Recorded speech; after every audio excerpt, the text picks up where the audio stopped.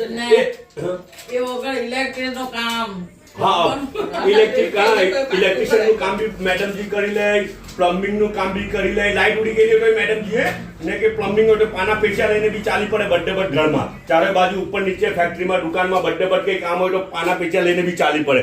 અચ્છા ને હું બીજું શું કહેતો હતો ખબર? કાલે 7 ચટણી આપણે ઉઠીને તો મેં કીધું કે 8મી ચટણી આવે, પણ એટલું બધું ઓવરલોડેડ થઈ ગયેલું હતું દસ્તરખાન ને, તો એ લોકોએ પછી રાતના ડિસિઝન લીધું કે હવે નહીં મૂકતા, બહુ બધું પછી ઇસરાફ થઈ જાય. તો પછી શું કર્યું ખબર? આ પરાઠા જે બનાવેલા આલુ પરાઠા તે લોકોએ પછી છે ને હાફ બેક કરેલા, હે ને હાફ બેક કરીને પછી ફ્રોઝનમાં મૂકી દીધેલા હતા ને પછી આજે ફૂલ બેક કર્યા એને ને તે પછી કાલે નહીં કર્યા ને આજે કર્યા. એટલા સારું કે મેડમજી આજે મારા જન્નતનગર મોસાલી બી ગયેલા હતા ને, તો પછી તે બી હચવાઈ જાય. ને બીજું છે ને 7 ચટણી ઉઠીને 8મી ચટણી હું તમને કહેતો હતો ને ત્યાં આઈડી 8મી ચટણી, એમાં ખડી મજા છે ને આની છે.